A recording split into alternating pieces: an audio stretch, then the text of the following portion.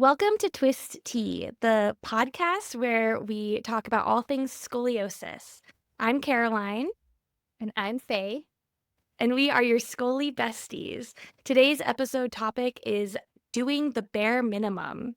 As a quick reminder, we are just your Scully besties.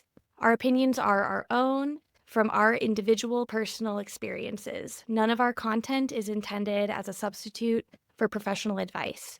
Always see the guidance of a medical professional before trying any new treatments. Any opinions shared by guests on our show are their own and do not reflect the opinions of ourselves or our project. Before we get into it, Faye, how is your back doing today, and what are you doing to take care of it? My back is, I'd say, like a 4 out of 10, pain-wise, which is actually pretty solid. It's pretty good for us. I had a really good FP session yesterday, and so I feel like I'm still kind of riding the, fun results of getting all that lift in my lower back and stuff, so I feel pretty good. What about you? How's your back doing today? My back is feeling pretty good. I would give it like maybe a three out of 10, which is wonderful. Last week I was dealing with my pinched nerve pain a lot, and I did a lot of resting. I've been taking a lot of naps lately, and I think um because I'm kind of a picker, like when something is wrong and specifically like in a spot, like I'll just kind of like attack it a little bit. And I actually took a few days off of my PT, and I kind of wonder if that just helped it all like relax a little bit. And then kind of a perfect segue into doing the bare minimum. I've just been doing like the most basic PT exercises, um not and it hasn't been like aggravating it. I've been trying to figure out how to like stay below aggravating that spot, and then like my usual curve spot, like the big band on my right side, that is normally like that was like my first pain point with scoliosis, has been also kind of just like simmering down a little bit. So very grateful this week. Yay! Well, that's great news. I love to hear that. Yeah, so let's dive into bare minimum and what prompted us to decide to make this an entire topic because I think it's super important and I struggle with it a lot. I am a all or nothing type of girly, so She's our I Virgo always queen. I am always like, Perfection. well, if I can't do it perfect and, 6 hours of it in a row and, accomplish every single last piece of it, then it's not worth trying. And then that actually bites me in the butt constantly. So, you and I have had so many great discussions over the years of the value of the bare minimum and how hard it can be to like accept that it's really useful. Mhm. So, yeah, I mean, even going back to, I feel like we started talking about it a lot when you were prepping because you had that epic prep for your wedding. And I Mhm. feel like that's sort of where the topic came up of like, obviously, if you are also in the middle of planning a wedding, sorry, I'm moving my leg. You can't you can't Feel like like for our scoliosis podcast, like there we have to take into account us moving around a lot. all the time. Yeah, I know. I've been like, I need to get one of those cross your legs office chairs so that I Me can too. like move everything as I'm working. We'll get there. Maybe we'll Yeah, I want one of get those like sponsored by this. one. Yeah, sponsor us, please. Hello. We'll Yeah. use it and Or like talk those about it ones all that the have the time. little piece that like spins around the Goes bottom so you around. can move. Yes. Mhm. Yes. I'm sitting Anyways, cross-legged right now because it's actually impossible for me to sit in a chair like a normal person.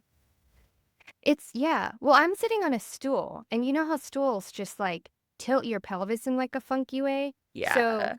it's the right height for my like shooting setup, but I think I actually just want to get like a tall chair that has Mhm. the like fold out knees piece at least, if not a footrest also, that'd be Dream great. board. Yes.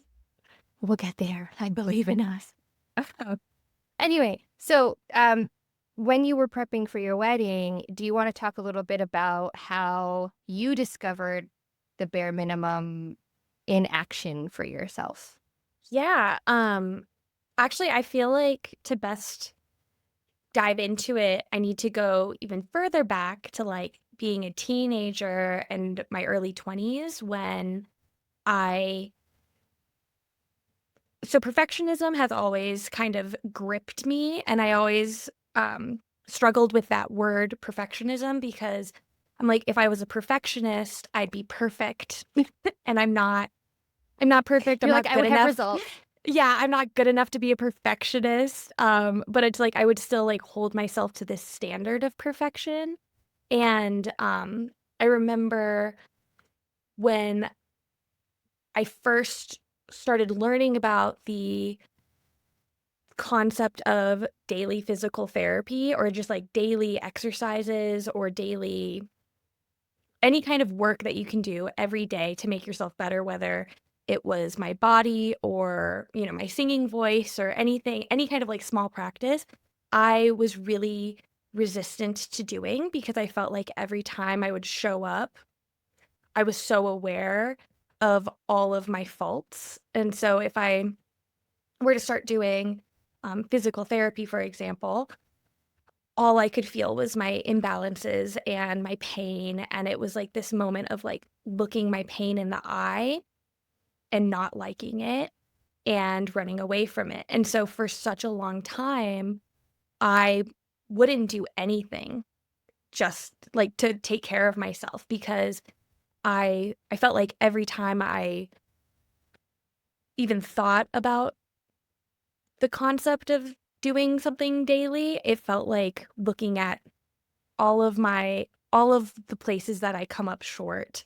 So, it was in the last, what, like, 6 years or so, I started realizing that I have to do something. No, it's more like, I don't know, 8 years. Time is weird. I don't understand time anymore.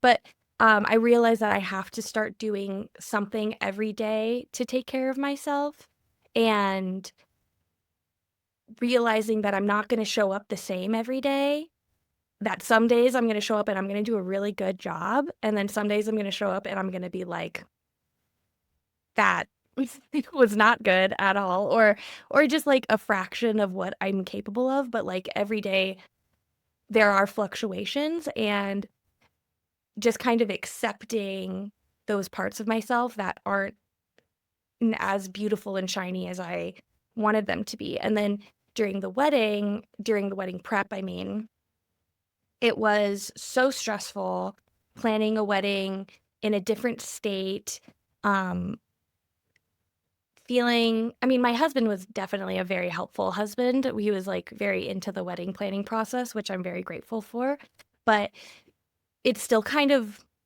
by default on the woman, the wife character in that scenario, and, so there was just so much weighing on me because 'cause I'm trying to do wedding prep and also my everyday stuff, like, it's not now my that's my new job, like, it's just, like, a second job, and so I felt like my energy was just so hard to gauge, like, every day I wish I just had the same amount of energy every day, and that's just not the case, and so I really had to embrace, like, all I need to do is, like, I have it on my checklist is I have PT on there, and that can be anything from at all, like, 15 of my physical therapy moves and, uh, and then, like, a workout on top of that to I'm just gonna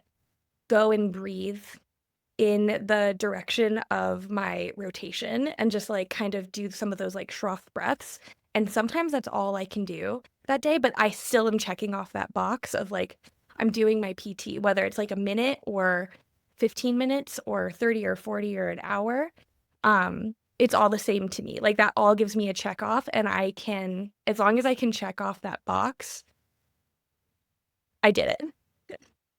So, I don't know if that completely answers the question, but No, I think it's a great start as to, like, what we mean when we say the bare minimum, right? mhm, Like, doing 5 minutes of something, doing 1 minute of something, doing 30 seconds of something is Mhm. still better than not touching it at all because it's not going to be the full perfect giant thing that you dream of, and I think what you're describing of like PT can encompass a bunch of different things. Just taking care of your body can be any one of this giant list of tools you've learned over the years, which is great.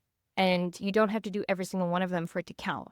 I think the fact that Yeah. you understand you can do one and that counts as helpful, as useful, as beneficial to you and your pain management and your spine health and all of that. And I think that yeah, that's great. I think that's really good.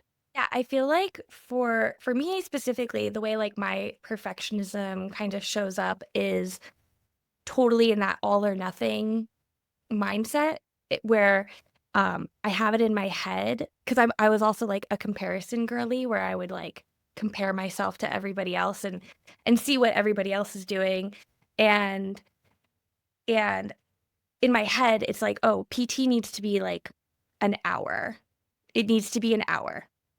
For some reason that got like locked into my brain when I was young. I think maybe because like most exercise classes are like an hour. If you go to the gym, you're like, I have to be there for an hour. I'm not sure why an hour is the normal Became the thing. time. Yeah. Yeah. But like some days you're like, I don't have an hour in me. Like whether it's not in my schedule, literally, like I don't have an hour to go to the gym or get on the mat, or I just don't have it like if I put those are my standards for every day, I will just kind of freeze and be paralyzed for a while. But then if I tell myself, it's like this amazing mental trick where it's like, okay, I don't have it in me to do an hour, but I can do 5 minutes.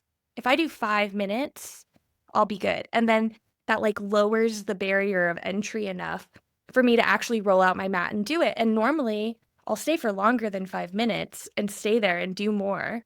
But it's like I have to like trick myself into showing up.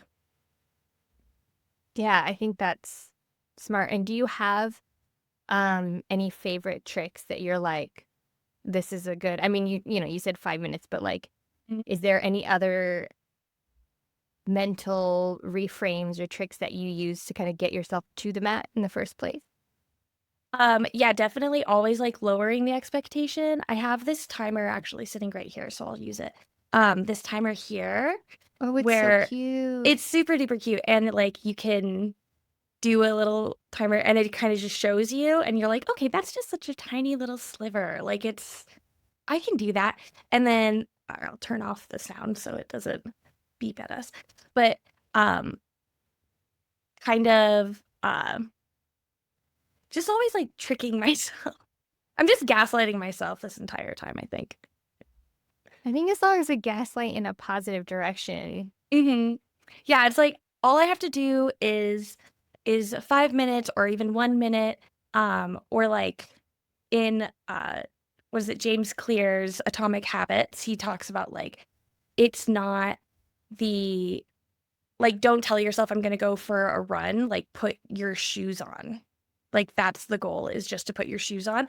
And so for me, a lot of the time it's like, okay, I don't have to do much. I can lay there the entire time if I want, but I'm gonna roll out my mat. It's like just do the first Hmm. step. And then I love, love, love the quote that I'm not gonna nail specifically, but it's like, oh shit, what is it? It's it's that motivation follows action or like inspiration Yeah. follows action. And so oftentimes like we think that you have to have the inspiration first and then that'll like inspire action, but actually it's like all you have to do is just like put yourself in the place first and then the motivation and inspiration will kind of follow like muscle Yeah. memory. And so if you feel like you don't have it in you, it's like I'm not going to do a workout. I'm not even going to do PT. I'm just going to roll out my mat. And then you roll out your mat and you're like, I could do something. I could do a little bit. And then you do it and then you're like, I could do a little bit more. That feels good. And then it just kind of builds the momentum from there. Like it's a very inside out formula rather than outside in, which I feel like Mhm. in our culture we're very outside in for the most part. Yeah. Yeah, What no, what that's about really what good. about you? How do you trick yourself? Well, I mean, I'm like, I just really struggle with, uh, like, I always feel like I have to justify starting, if that makes sense, like, that I have Mm. the time or that I have the clarity of mind or that I have the, and so sometimes what I have to do is I actually have to make it about someone else, Ooh, that's a good which is trick. interesting. So when I'm really procrastinating on something, I will actually say out loud, "Take care of so and so." Cute. So if like finishing a task will benefit a friend of mine, even if I have to kind of do some mental gymnastics to like tie the two together, do you know what I mean? Yeah. But like, but if I owe somebody notes on something or if I need to do something and I'm really struggling getting going, I'll be like, take care of Caroline, right? Because she's waiting on me. So like, let me just take care of her for a second. Thanks. And that suddenly shifts the like reasoning for doing it to not about me, which helps tremendously because I think my biggest struggle is actually doing stuff for me, and it kind of Wow. shows up as procrastinating anything that has to do with me. So if it benefits me the most and not other people as much, it's going to be the last thing I take care of always. Wow. And it's just a really bad habit I have. So if I recognize that it is good, and this is where I'm like, it's sort of like the put your mask on first on an airplane, or like you can't pour from an empty cup type thing, where I go like, well, if I, for example, if I don't do my PT and I don't film any of it to give to Caroline to post about, because you've been doing so many great TikToks and stuff, I'm letting Caroline down. And like, it's like a pretty big circular way to get to that. But at the same time, the end result is that I end up setting it up and I do it. Yeah. Right. The other thing that I do is similar to like the put your shoes on is like I will set out the stuff to record it. I will make sure that like the area is all ready to go.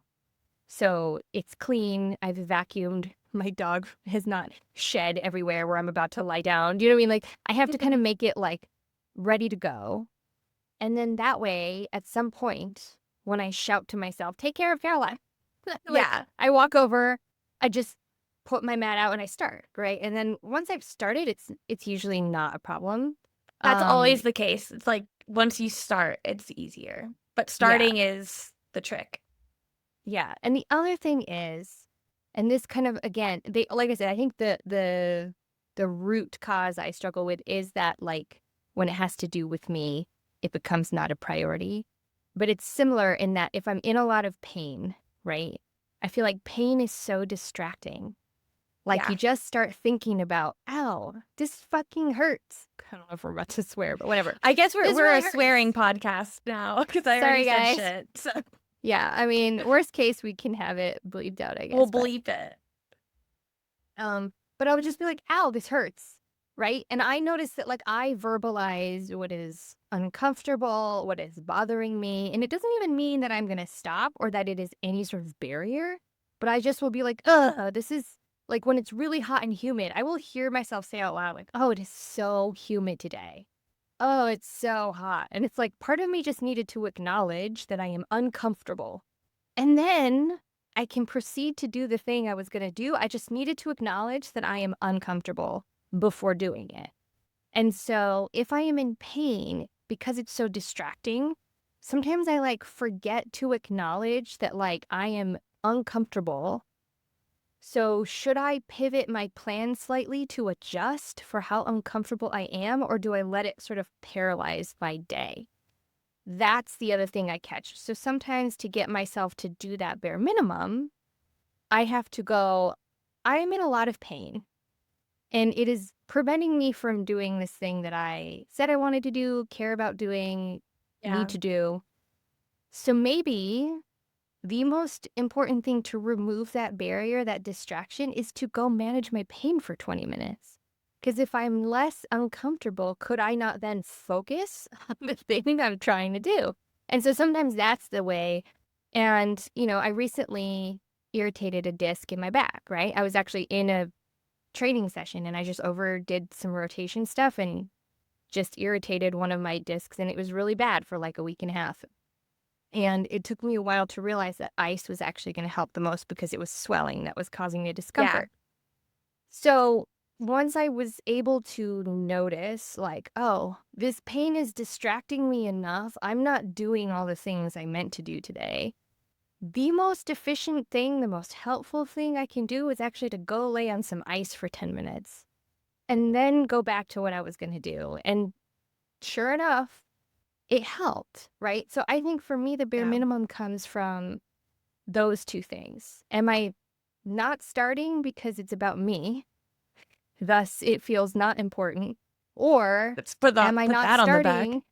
Just, or am I not starting because there is actually something that hurts that is in the way of me starting and I'm not dealing with that. I'm not taking care of that first. I'm not acknowledging how big of a barrier it is. Because I think that if we look at the part of scoliosis that is a disability, right? I think it is the pain management. It is the chronic pain aspect of it, which is that when you are that uncomfortable physically, you just cannot function the way a person not in pain can function. Whether that is because you are mentally distracted, because you are physically incapable in that moment, or because you are, in a position where you can't do, like, you just can't do something. Like, all of those things, like, require an adjustment.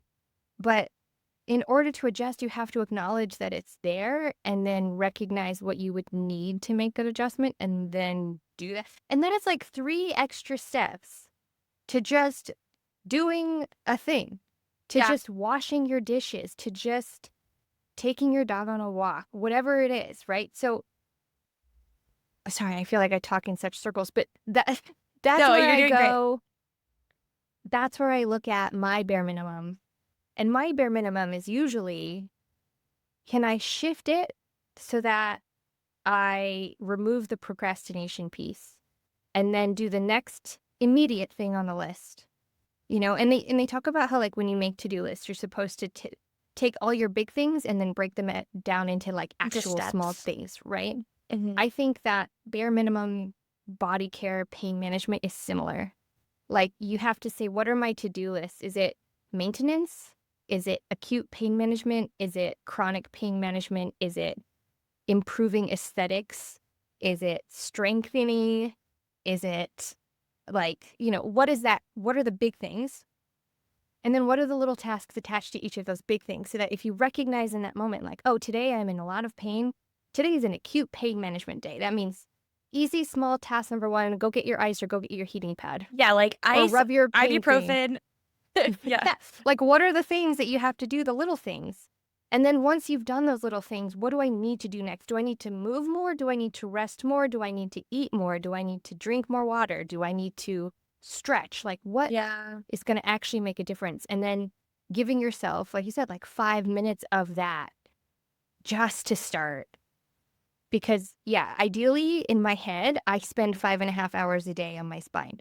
Right? Reality does not allow that. Like, there's no way I could ever, like, I'm a busy person. You have a lot to do.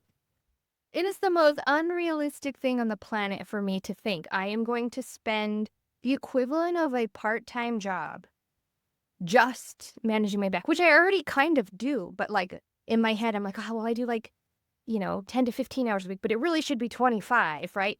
But no, like, it's not going to happen. And I have to stop expecting that because that brings up what we were talking about earlier, which is that like weird regret, shame Yeah. burden you place on yourself Which is of, well, I always should have done that. paralyzing. That's like paralyzing more than inspiring. But for some reason, Yeah. that's like the first thing we go to is like, if I guilt myself into doing it, it'll work. And it's like, no, that's Yeah. in my history, that is not how it has worked. Well, and one thing okay, so for anybody who doesn't know, I recently emergency fostered slash adopted a giant Rottweiler. Oh, she's so cute. Thank you. Before accepting that task, I read a book on Rottweilers as a breed because I was like, I grew up with dogs. Cool. Every dog breed is different. They have their own quirks. And I was like, I'm about to put a giant, she's 96 pounds. I'm about to put Girl. like a small donkey in my house, right? Like I need to make sure that like I am somewhat mentally prepared for the differences in managing a dog breed of that size and temperament and whatever. And she's just the sweetest, derpiest thing. However, Rottweilers kind of have their own way. And one thing that was so interesting about how they talked about disciplining them was that they were like, look, you have like a small tank in your house. Like if they don't want to do something, they're not going to do it. Like that's you can't like shame a Rottweiler into listening to you, but you can reward them for doing the right thing enough times that they really want to do the right thing all the time. And then Of if you like a scold cat. them, they go like, yeah. If you scold them, they go like, oh, bummer, she's disappointed. But if you like yell and scream and like, no, and bad, they don't need to listen to you. They're like 10 times more powerful than you. Like, why do you think that shaming and yelling at them is going to work? And I was like, that is so smart. And then I think about that with people. Granted, they're not dogs. However, how often do we yell at ourselves and talk horribly to ourselves and our self-talk gets unbelievably negative and harmful and we somehow think that we're going to thrive from that when like we wouldn't even talk to our pets that way. Like Yeah. that's really what like I kind of had this like, oh shit, mom, let's reading this book about dog training because I was like, We're all I just need to take dogs. We're just toddlers. we we're all just animals, right? Mm-hmm. Like at the end of the day, we're all mammals. Like there are these things we have in common. And if you look at raising a well-adjusted toddler, it doesn't mean you don't ever discipline them, but rewarding the positive behavior versus just shaming and punishing them constantly for things they do wrong, which they may or may not understand why they're doing or what they're doing, right? Like so I think the other thing we can look at when we're trying to shift our bare minimum, can we get started? Can we do the next task on the list for self-care and taking care of ourselves is can we reward ourselves when we do it? Can That's we so give ourselves good. the little like positive like, hey, good job, right? And it A doesn't have little to be a carrot. treat. Like Yeah. yeah, it doesn't have to be like a cupcake every time you do PT for 5 minutes. Like that's probably going to give you diabetes. But Yeah, that might if not you be the just best system, but all that sometimes. sugar every once in a while it'd be fine, but you don't want to give yourself like more inflammation from an unhealthy diet. However, could you give yourself something, right? Like, for Yeah. example, I have to lie on the scully roll, sort of like mobility corrections. And when you first start them, you work your way up to 25 minutes in each position, which at this point I have 4. So that's like, it's a lot. It's almost an We're hour in and a the half, right? hours. Yeah. Whew. And you're supposed to do this 3 times a day, which again, I had to kind of let go of that and be like, if I do 2 of them once a day, better than not doing it at all. We're good. Yeah, show up imperfectly Doing all consistently. 4 3 times a day is unrealistic for my lifestyle. Like, as much as I would love it and I would I probably think it's get better unrealistic for results, but everybody's lifestyle unless you're literally at like a rehab camp. I don't right, or see you don't how. have anything else to do in your life, which is Yeah. rare. And I would Which go like, who maybe you should look at that. maybe get a hobby. Maybe you should get some interest. However, I found that like I prefer to watch podcasts on YouTube than listen to them like on Spotify because I just retain things better when there's a visual attached. So I think that when I lie on my things, I reward myself by watching my little podcast during that 40 minutes or 50 minutes, right? Like that's my time. Like, yes, it's uncomfortable and it's hard to sit there the whole 25 minutes or whatever. But if during that time is when I get to watch my little YouTube videos that I've been saving up and never have time to Mhm. go watch, that's my treat, Yeah, right? Like that's my positive reward. I saw this there's this one creator on TikTok who does cozy cardio, and what Mm-hmm. she does is like she has like a like a walking pad, and she'll just like watch an episode of Gilmore Girls or something while walking. And it's like it's this treat, like that's her carrot versus like the Mm-hmm. stick of like I'll get to watch my show while I'm walking. And it's like, she's walking like 3 miles per hour or something. It's not like she's going for a run. And, some people on this planet are built to run marathons, and some people just need to move their body. Like, and kind of like realizing who you are and what you need at any given day. Like maybe you're in a phase of life where just getting up and moving is huge because that makes such a big difference. And like I know sometimes when I'm having a really hard time with making myself do it, it's like, okay, I'll just do it while I'm watching TV. Like I'll do my breathing exercises or I'll foam roll or I'll do a couple of PT exercises while watching a show or like scrolling TikTok or something. And is it like the pinnacle of health and like the most impressive thing in the world? No, but it's also you're moving your body, you're paying attention to your body, and that's huge. And sometimes that's like the first step that we need to take. Yeah, I mean, that makes me think of, like, if there is someone watching or listening to this who is just overwhelmed with what to do or where to start, right? Mhm. Like your back hurts, or you just got your diagnosis, or you think you have scoliosis and you haven't even gotten diagnosed yet and you don't know where to go, right? Like, I'd be like, the first bare minimum thing you do to take care of yourself is you like call a doctor and you ask to get a referral to an orthopedist so that you get your x-rays and you get a Cobb angle number and you find out what's going on. And if that feels overwhelming, then just start by writing down the phone number that you're going to call tomorrow and then Yeah, call it yeah, like tomorrow. that's the to-do list is just find the Th- phone number and just then find the phone number. yeah, and then the next day you're like dial it. Do you Yeah. press the little green button or the red? I don't know, you just have to dial it. And Yeah. then just like And I bite think size. from there, you just do literally the smallest next thing. And I think that, it can be so overwhelming to know what to do. And then you'll go to your doctor's appointment and they may or may not be compassionate. They may or may not, you know, have scary things to say to you. You may go like, "Ooh, I need a second opinion." Then your next step is going to be like, who do I want to meet with? Do I need to Mhm. spend 20 minutes researching other options? Do I need to, but you're going to go just each time you get new information, you're just going to capture that information, sit with it, and then think about, what do I want to do next? Make a choice. You can always change your mind. Do the Yeah. next small thing of that choice. Like, I think it can feel like such a big deal. Like, you'll hear something like you might go and for the first appointment you get, they read your x-rays and they tell you like, "Oh, you need surgery." Need surgery right now. And you're like, And the urgency of it can be so debilitating and overwhelming. But the reality is you do not have to make a decision in that moment. You have lived your life up until then, maybe with pain, but just fine. Like, you've been fine.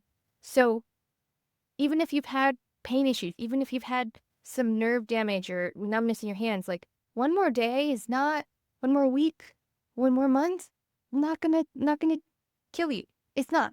So to like let go of that crazy urgency that is sometimes built into the process of this and just go like, okay, what do I want to explore for myself? Do I want to seriously consider surgery? Do I want to look at physical therapy options? Do I want to try a couple alternatives first? And a lot of that's going to depend on like, how big is your degree? Is it is causing it any other progressing? issues? Yeah. Is it affecting other body systems in a way that is more serious, or is it just pain? And I don't mean just pain to diminish the amount of pain someone Mhm. can do, but just like, if it's not crushing any vital organs or causing any serious nerve problems, just pain is just a simpler thing to, then you have one thing to attack versus multiple things to attack. Or if you have multiple things, or sometimes it goes hand in hand with like another diagnosis, like a connective tissue illness you might Yeah. realize you have, or something else. Then you just, I think the main thing is to be like, you don't have to solve it today or even tomorrow. That's big. That's a big one. And I think this might be something that just comes with age a little more naturally because when I was a teenager, I remember thinking like this one exercise is what's going to do it, is what's going to fix it or something. And when it didn't, inevitably, Mhm. I would be so discouraged and then want to avoid and give up completely because and it was the same with everything. Like with like, okay, I'm gonna go to the gym and now I'm gonna look like a Victoria's Secret model. And when I didn't, I was like really upset about that. It's like it works. That's not how life works. And like we have to understand that like collecting 1% over time is so much more powerful than like getting 100% right away, which is unfortunately, I think, something that evolves more when your frontal lobe finish develops. But it's like the I think that goes into that like all or nothing feeling of like I just want it to Well, be and fixed. if you ask an orthopedic surgeon why physical therapy is considered ineffective, it's usually because they say that the patient population doesn't do it. They're like, patients don't do their exercises, so they have no way of knowing if it helps because people don't do it. And I go like, Yeah. okay, I don't think it's necessarily that the majority of people are not willing. I don't think it's a laziness issue. I think it's that it's being presented in a way that is not going to be the most effective in getting patients to get results because the most motivating thing in the world is results. And I think that eliminating the overwhelm and like addressing the mental health aspect of what it is to get a diagnosis and suddenly be thrust into this whole world of stuff that is just like, wow, there's so much conflicting information flying at you. I think that you stick a person in a room, you give them exercises, they have no idea if they're working, if they're not doing any sort of like acute pain management treatment alongside that, they may not even feel any better. So, why would you stick to it? Why would you do these exercises? If you have no proof it's helping, you don't feel any better, you have nothing to look at to motivate you, right? I remember when I went to the clinic in London for that first 4 weeks, and I was struggling so much the first 2 weeks of that because it was so confronting for me to look at my spine for 6 hours a day, and I just had avoided it for so many years, and I didn't want to look at it. I didn't want to acknowledge it. I was in a lot of pain, and I was really cranky and bitchy the whole first 2 weeks. And then I will never forget, they do an entry scan, and they don't take x-rays at that clinic. You have your x-rays from your orthopedic surgeon that you send over for the PTs to view, but they don't take x-rays throughout, at least not at that time. That may change in the future. But they do other scans. They do 3D imaging. They do infrared imagings to check rotation and Ooh, imbalance. cool. Yeah, so you get your entry day scans and they measure your height and they measure your lung capacity and they measure your weight. And then 2 weeks in, they do all the measurements again. And then the last 2 weeks at the end of the month, they do all those measurements again. I will never forget how my attitude changed after that halfway check in because seeing the results Yeah. and actually going like, oh my God, I got taller. Yeah. Like my rotation decreased. My collarbones were more level. Like so many things changed in 2 weeks. And suddenly, all that discomfort, all that emotional discomfort of standing there looking at myself in the mirror and being like, oh, every day was worth it. Yeah. And that second 2 weeks, I was so happy to be there. And I was like, let's do more. We could do more. We could fix Like it. Like, if I did it let's in the go. last 2 weeks, I could do even more. Yeah, now that I'm not like a giant bitch who just hates everything, let's do more. I was like, so, and that's, I think, what is missing for most people. I would say that is probably why the majority of the patient population or whatever that these surgeons complain about aren't doing their exercises is because there's no proof. There's no like results Yeah. here. Look Like at what show you me. accomplished. Well, and then too, I think I I don't know if this is an example of like talk to your doctor. This is just like my opinion. Um, but I kind of feel like the expectations that are given to us are too high, or at least for me. Like the when you were talking about those the what is it called? like the pillow, the things that you need to lay on for 25 Oh, minutes the 3 times a Scully day. rolls, yeah. The Scully rolls. Yeah. Um, that's unattainable for me anyway. If I tell myself I have to do that for an hour and a half 3 times a day, I'm not gonna do that. Like, I'm just not going to.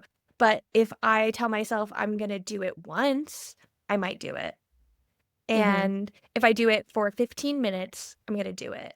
But, like, my theory is that when chiropractors or physical therapists or just, experts in the field are giving us this, like, homework of, like, do these 15 exercises, for 45 minutes every day or whatever, it's like,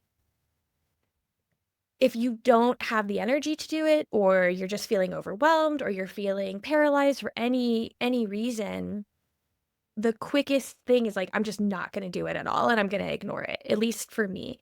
But if somebody gives me a list of things to do and think of it as, like, a menu of, like, these are things that you can do every day, Mhm. I'm so much more likely to do it and then, like, do a little bit of it or do more of it. But I feel like my theory must is that, like, they must think, like, shoot for the moon and you will land amongst the stars kind of thing of, like, if you tell people to do it for an hour, they'll do it for 30 minutes and that'll be good.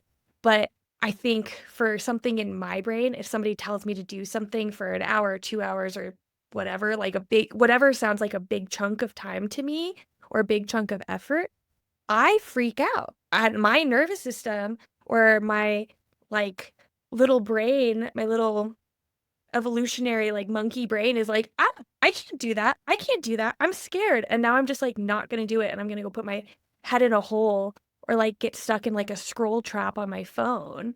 But if so, like, now when my physical therapist tells me all of the exercises I need to do every day, in my head, I just go, "I'll do some of them." Like, I'll do a little bit of it. When it says 3, like, do it 3 times, I'm like, "I'll do it once." And then maybe after I do it once, I'll be like, "I'll do it again." But, like, I don't really do all of my homework all the time. But still, when I go in the next week for with my physical therapist, they're like, "Wow, you did a lot. You've done great." And they are always, like, really impressed with the progress that I've made, and I feel that progress in my body, and it's kind of this little, like, secret I have in myself that I'm like, I didn't do everything that I was supposed to do, but I did something, and that is what makes all of the difference because when I was younger, the hardest thing was just doing anything because I felt so like that confronting feeling of like looking at my curve, looking at all of the ways that I don't feel normal was just so uncomfortable that I would just like avoid it completely. And there really wasn't a Yeah. middle ground. Whereas like now I just feel like I have to live in the middle ground or else I don't do anything. Yeah, I think that when I was younger, it was the biggest barrier to me doing my exercises was the fact I had to look in the mirror at myself the whole time, Yeah. which is so if you're just like, "Ugh, teenage girls." See, I know. It's so Like my heart just like, "Oh." it's Um, hard. but that was really the thing is like I hated it. I hated looking at what was quote unquote wrong with me. That was what stopped me from doing it. And then, like, And a literal professional being like, "Oh, that's wrong with you." yeah, I'm like it pointing it out. You're like, "You can see it it too." was Like, just it was just really I don't know, it was just really hard for me to sit with that day after day. Like I needed more encouragement than what I was giving myself or getting to consistently do exercise. So a lot of the pain management stuff that I did do was mostly stuff where I would go in person to a role for massage therapist, Pilates teacher, Feldenkrais, gyrotonics, whatever that I was, lucky enough to have access to. But when it came to like doing stuff on my own at home, the biggest barrier was that I didn't want to look at myself. I didn't want to spend a single moment more thinking about what was wrong with me. And I think that that element of it is so huge. Um, and that was still the problem when I was in London. I was 28 by that point.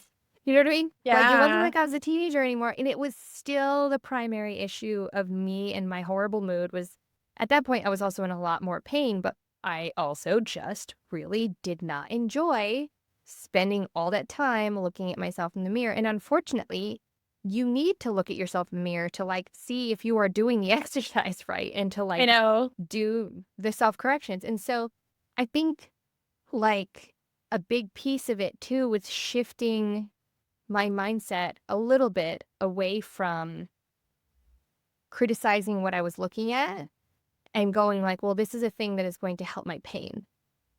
So that it wasn't about what I looked like so much, even though that is very motivating for me because I want to wear a Yeah. bikini and feel confident and I want to have a waistline that is the same size as the rest of me instead of bigger, you know? Like Right. And we're there both are, actors. It's like it's a vain industry by nature. yeah. Like And we I care what want we my look shoulders like. to be as level as possible and like those things do matter. However, they are tougher motivators than the pain management side of it.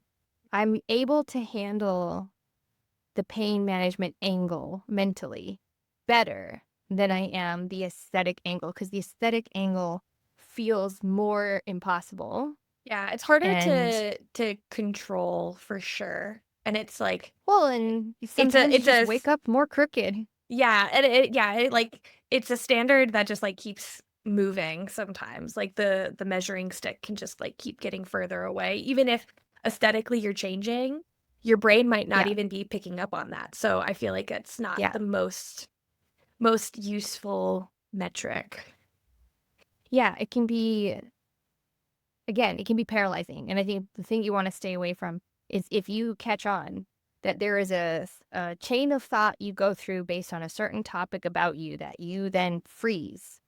You want to avoid that staying because you know now, you have the information now that that is going to stop you from starting. So you have to avoid it.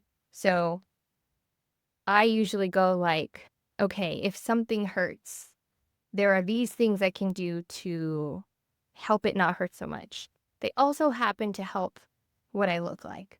But if I start from, ugh, I hate my ribs today, right? Like that's such a harder place to start.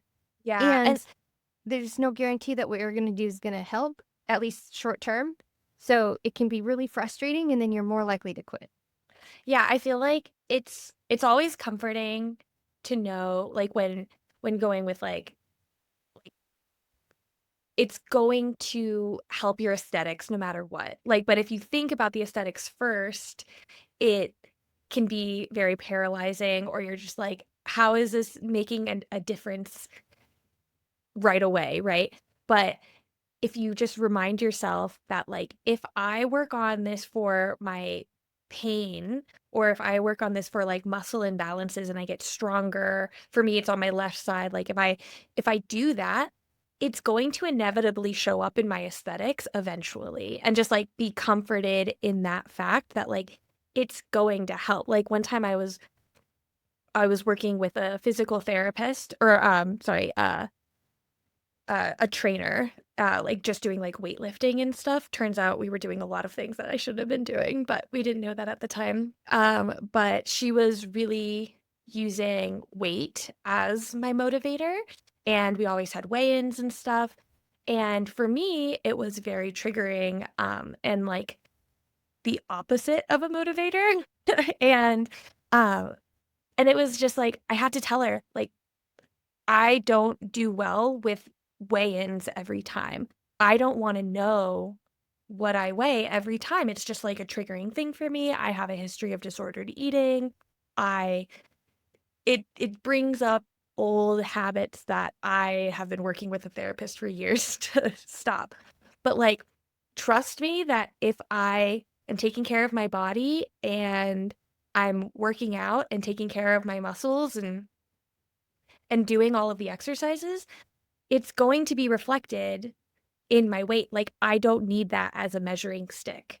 And She never really got that. She never really got that. She would always use it as like aesthetics was always the metric, and it's just like it's gonna like the aesthetics is something I don't have any control over. My weight is for me, it's not really something I have control over. This is a slightly different topic, but like if I am focusing on my weight, for some reason, the number just gets higher and higher and higher. When I stop focusing on my weight, then it plateaus or goes lower, and I'm like, not my business. That's not my business. But if and I feel like that's the same with scoliosis and pain. It's like I all I can focus on is this like little thing that I can do today, and that's it. That's all I can care about. And then all of those bigger goals are going to be solved eventually. And then it'll just feel kind of effortless. Like, oh, there we go. It all kind of fell into place. Oh, that's nice. But if that's my main focus, it's like I get further away from it. And that's just my brain and how it works. And like I know there are some people who definitely love that and need that, and that is very motivating for them. But yeah, I think we just all need to spend a lot of time with ourselves and figuring out like what is something that lights you up on the inside and what is something that shuts you down. And if it's something that's like shutting Yes. you down, like, okay, let's look at that.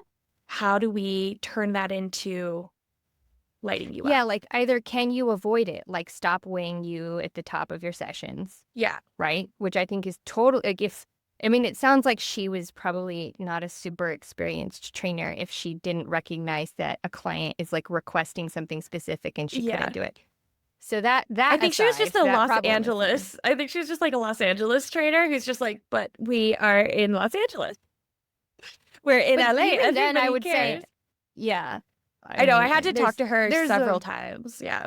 yeah, there's a lot to unpack there on her end.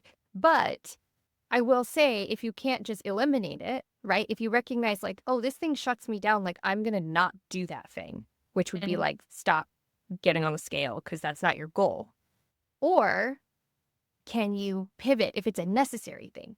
Is there a Mhm. way for you to pivot what it's about? Sort of like, I make it about someone else, Yeah. Yeah. Like, right? how do we just like trick your brain a little bit? And I am such an Yeah. advocate for that. Like, it, of course, in a perfect world, you would just show up for yourself because you value yourself. Like, of course, in a perfect world, I would just show up and do my workouts or my writing or my to-do list because it's what I need to do.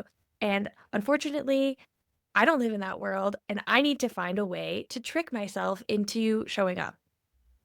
Mhm. That's just the way it is. And I think most of us are kind of in that camp. Like there's a few people out there who are just like motivated and and like have no problem with executive function. Like there are some people who are like my mother-in-law is the most steady person I've ever seen in my life and she has no problem tackling her to-do list and getting her stuff done. She's like a well-oiled machine. She is a train that is just like going forever.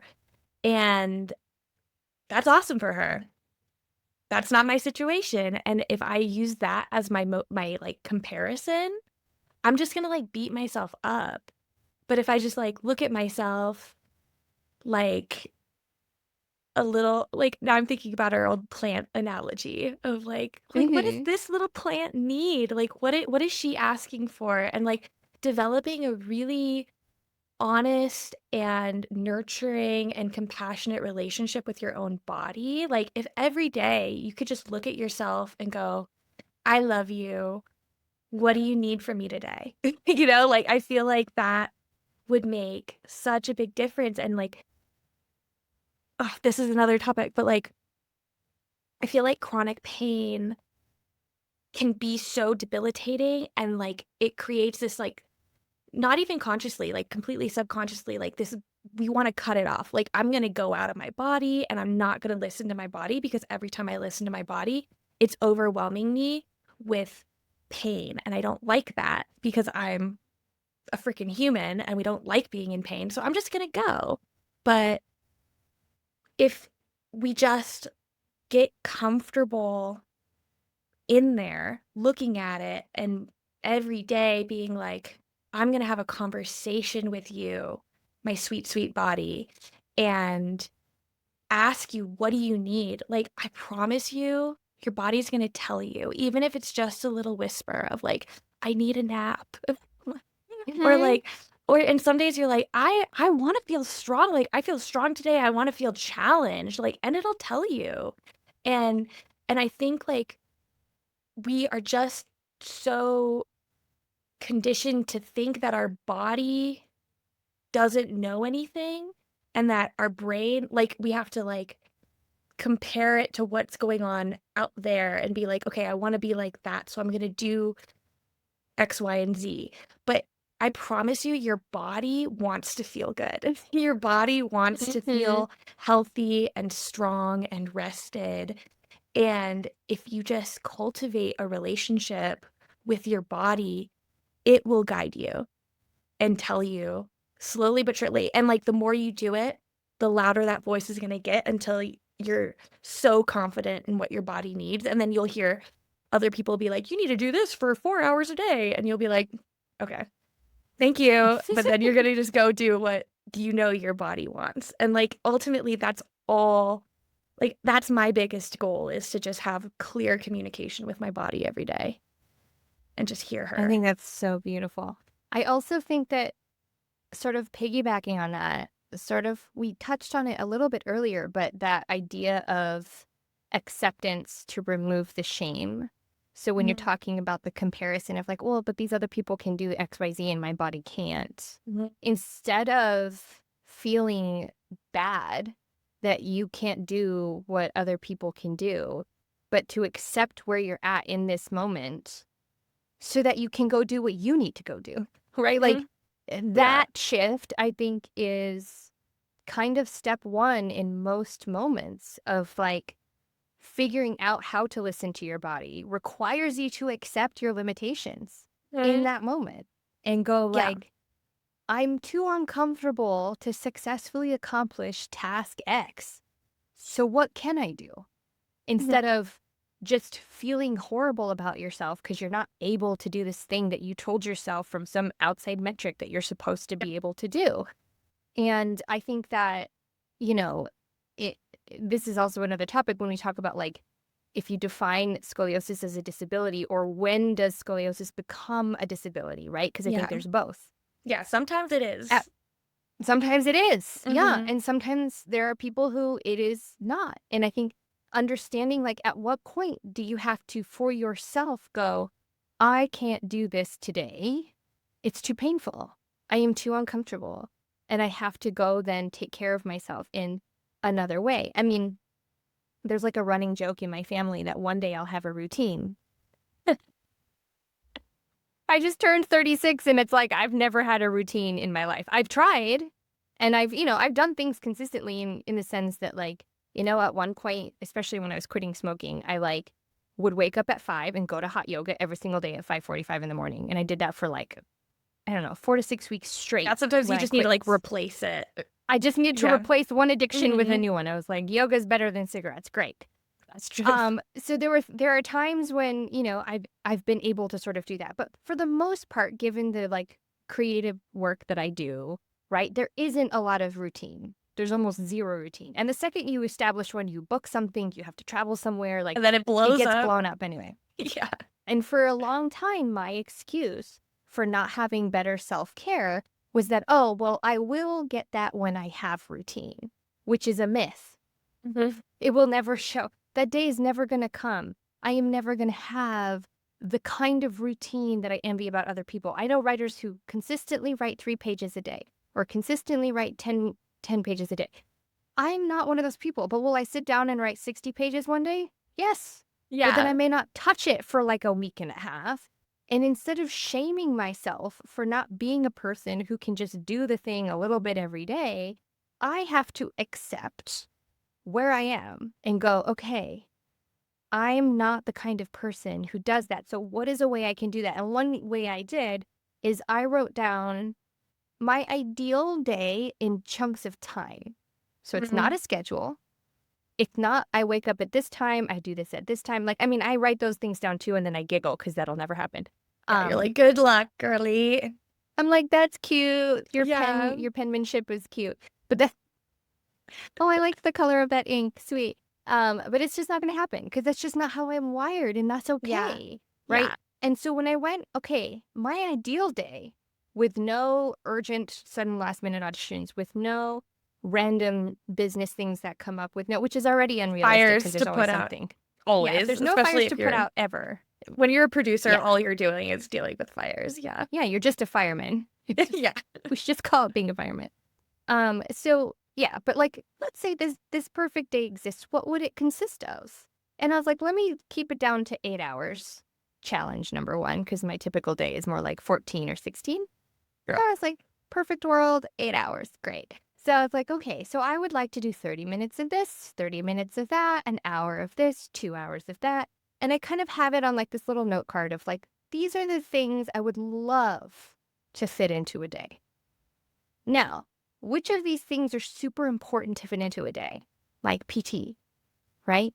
If I have to set aside 30 minutes to an hour for taking care of my body, then that means that if there's a day where I drive down to Newport for my chiropractor, which takes 3 hours because it's over an hour each way plus the appointment, it's unrealistic for Traffic. me to think that the rest of these things on this card are going to fit into that day. Like that day is a little bit spoken for in many sense Yeah. because like a quarter of it is gone, right? She's So driving. yeah. So you have to kind of go, okay, if I accept me where I'm at as a person who is bad at routines, but has things that require consistency, what is a way for me to have enough consistency to get the results and the progress that I need without having to magically become a person I am not? Yeah. I think And that's that's so the key. funny.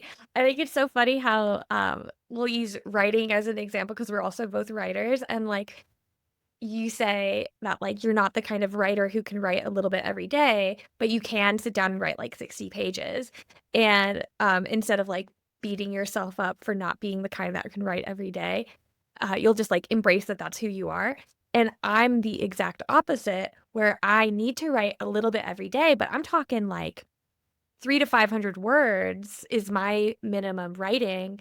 But if I take too long between writing, I'll freak out. And like if I tell myself like, okay, I'm gonna sit down and write for hours to like make up for lost time, I'm just not gonna do it. Like I freeze up and I procrastinate the day away. And all of a sudden I'm like, I can't write until I clean my entire house. I can't write until I do my taxes. I can't write until like it's like all of these things pile up and I let it happen.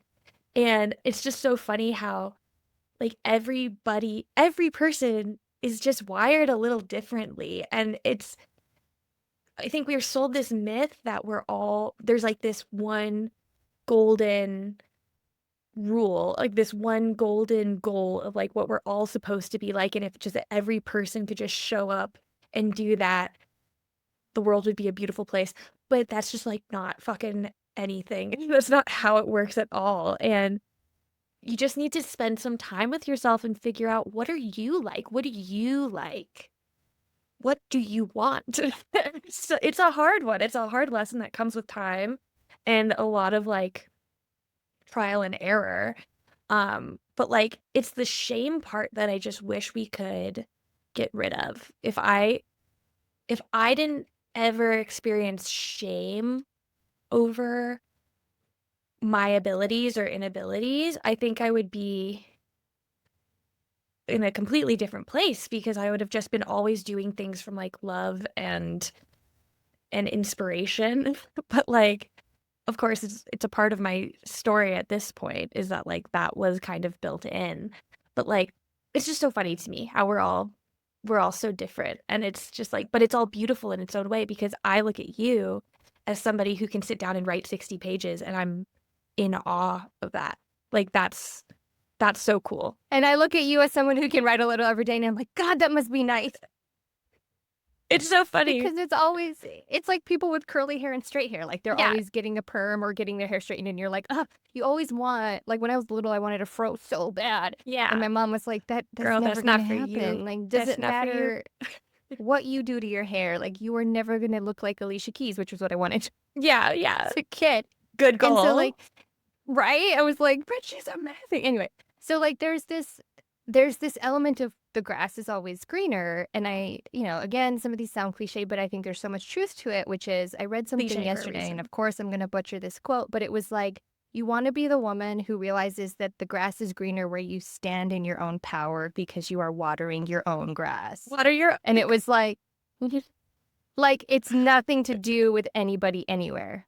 Yeah, It's not greener over there. It's not even just, like, greener where you water it, because it's just about you being there present with your grass. Can you take care of your own freaking patch of grass? And our bodies are our patch of grass. Can we just love ourselves enough to figure ourselves out? It doesn't mean you have to like yourself. This is the myth. yeah. You don't have to like what you look like. You don't have to like how you feel, but you do have to take care of it. And it's much easier to take care of it if you acknowledge that you can love something that you're not crazy about. You can still love it. You can still That's take deep. care of it. You don't have to be a huge fan of it in this moment because that will fluctuate. How we feel. Mhm. Layla Hormozi has a wonderful quote, which is fuck your mood, follow the plan. And the Girl, that's so plan, I good. know, right? That's so The good. plan is, can we take care of our bodies? Our moods are going to change. How we Yeah, feel about how we look, how we like our ribs, hate our ribs, whatever. That is going to fluctuate day to day, moment by moment. Within the same day, it's going to change, right?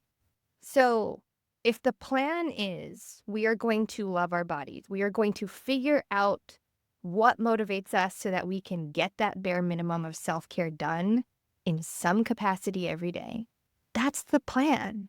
And then our moods will change, how we feel about everything will change. And at the end of the day, if we can figure out how to follow that plan, and again, even if it's a minute, even if it's 5 minutes, even if it's 10 minutes, right? Like that's still better. Even if it's that you're in bed and the day has ended. I've had this happen for me. And I realize, oh shit, I have done 0 for my spine. And I can feel it because when I lay down, it's like, right. and I'm like, God, I feel like I'm 80 years old. Yeah. And then I'm like, well, even lying here, I can do a body scan. Mhm. I can do a meditation about spine lengthening, like the string of pearls, and there's a little more space between each pearl as I Love breathe, it. right? I can make sure that I'm using my pillow in the way that's going to help me the most. I can do a little bit of really gentle spinal mobility as I lay there. Yeah, Like I can do 3 minutes of spine care before I fall asleep so that I sleep a little bit better and my rest is a little bit better. Like that still counts. And I it's think that beautiful. that's the power of the bare minimum is like you are worth at least that. And understand that by giving yourself that, you will most likely give yourself more. And of course, you deserve more. But if you don't even give yourself the bare minimum, you are just not loving your patch of grass. You're ignoring your patch of grass. And it's going to look like that, feel like that, have those results. So I think that that's where lowering the expectation, as you said, is key to giving yourself grace so that you can remove the shame and you can show up for yourself. Thank you so much for being here with us today. And if you want to hear your question answered, please leave it in the comments or email it to twistquestions@v3prod.com or the email in the description box or show notes. Any articles or references in today's episode will be linked there as well. And as always, thank you so much for being a part of our Twist Tea community, and we will see you next time. See you next time.